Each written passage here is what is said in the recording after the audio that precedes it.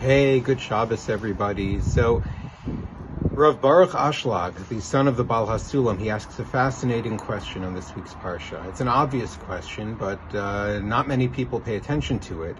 He wonders very obviously why it is that HaKadosh Baruch Hu seems to need Paro to willingly want the Jews to leave. Over and over again, he sends Moshe to Paro saying, let them go, let them go. Why doesn't he just take them out against Paro's will? That's his question.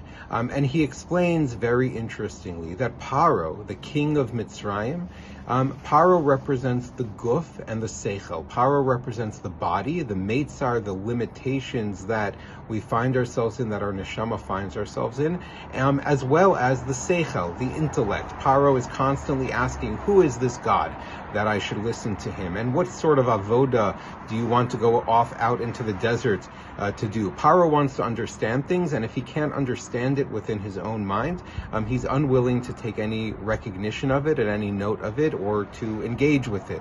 And so Paro, who represents the guf, the body, and the seichel, the intellect, which is driven ultimately by a sense of self and ego, Paro, the Baal HaSulam says, Paro needs to let the Jews go willingly because, as it says in the Torah, V'ahavta es Hashem Elokecha b'chol levavcha, Chazal say, b'chol levavcha means b'shnei yitzircha.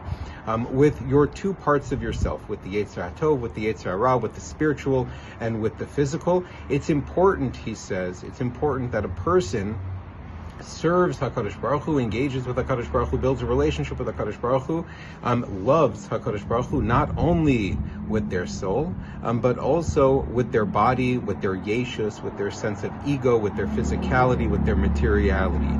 All of that, usually negative stuff, is represented by Paro, and it's critical. You can't love HaKadosh Baruch Hu unless you do so willingly, he says. Rav Ashlag says.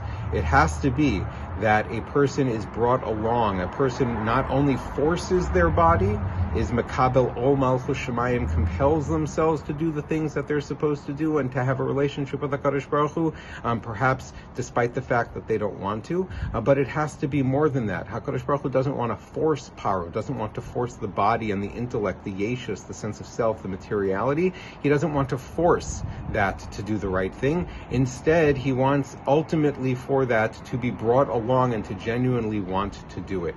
Sometimes it's a hard process to get to that point.